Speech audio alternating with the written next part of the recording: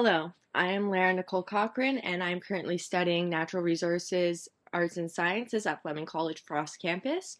And I'm going to be talking about the 60s scoop and why I think everyone going into agriculture sector in Canada should have to learn about Indigenous history and experiences. So if you're residents of Canada and you're thinking about going into the agricultural sector, there will be a mandatory course in high school on Indigenous history and a mandatory course on Indigenous experiences in college.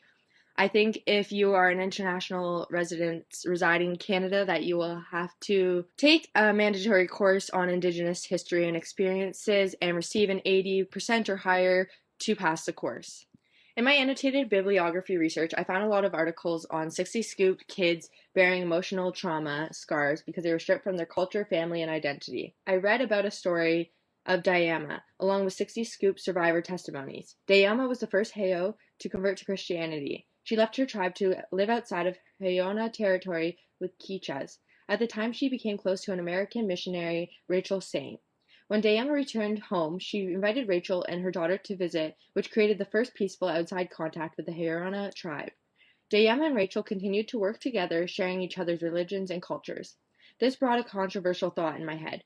What if all colonials thought since one Indigenous person converted willingly, that all Indigenous people would? The story of Dayuma shows that if Europeans would have worked in peace with Indigenous peoples, instead of taking their children and putting them in with non-Indigenous families, they could have had a peaceful working relationship. I will be attaching this to the discussion post as one of my thought-provoking questions. The story 60 Scoop by Eason Cook is about her real-life experiences when she was put up for adoption and was adopted by a non-Indigenous family. The story shares the trauma a child goes through when removed from their family and placed in a non-Indigenous home. The story is delivered in a way that still teaches the history of emotional impacts caused by the 60 Scoops that is not traumatizing. I was able to read the story for free on Kindle because I took the student offer. If you get the chance, you should give it a read. It made me tear up because I really felt how Eason felt unloved and lost about her identity. A paraphrase from the book that really stuck with me is, "I saw scary people with weathered faces, drunk in the ditch. I said, 'Who are these people?' My parents said, 'They are native.' I was no longer native, and no one was allowed to call me that again." At the end of the book, Cook reconnects with her biological sister, and they both start their path on learning about their Indigenous heritage. I also learned about Hope Foundation, which the government gave $50 million to establish a foundation to heal the damage caused by the practice of removing Indigenous children and placing them in non-Indigenous homes. It is important because it puts a burden on the government that they are responsible for the trauma Indigenous children went through and continue to go through.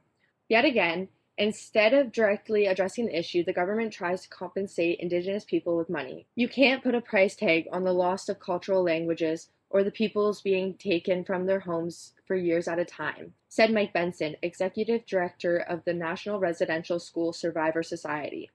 Although this was said towards the government's compensation towards residential schools, I'm sure this is how many Indigenous people felt when the compensation was provided for the 60s scoop. Finally, I learned that Children's Services was overwhelmed with how many Indigenous children were coming into care, but not finding a forever home. The Indigenous child population is 7%, but Indigenous children make up 40% of all children in foster care. Children's Services would turn to shows and newspapers to advertise Indigenous children. In my case, we learned about the Today's Child newspaper column by Helen Allen, where they would post articles and photos of Indigenous children and would use keywords to see how the public would become accepting to the adoption of Indigenous children. The sad thing was that if Indigenous children still associated with their Indigenous identity, they were considered unhappy. The adoptions were supposed to be in the best interest of the child, but in reality, it was in the best interest of the adopting family, as they were the ones trying to complete their family. So right here is a statistic of the Indigenous population compared to the non-Indigenous population, which is barely anything. And then over here, you see that in child welfare systems, Indigenous children make up almost half of the children there. Why I think people should have to learn about Indigenous history and experiences going into agriculture is because it provides a deeper understanding about how agriculture impacted traditional hunting and fishing lifestyles.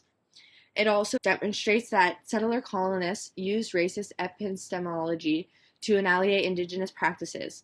They wouldn't acknowledge Indigenous knowledge on farming because colonials think that they did not know anything. Settler colonists also ignored regenerative farming practices, which is a new term I learned when talking to Nikki, which oddly reminded me of the term sustainable farming. They ignored the regenerative process because it did not bring a high enough yield of crops, and settler colonists changed a few principles of regenerative farming and called it sustainable farming. It also brings attention to the indigenous children who were adopted for the purpose of being free child laborers for the farm.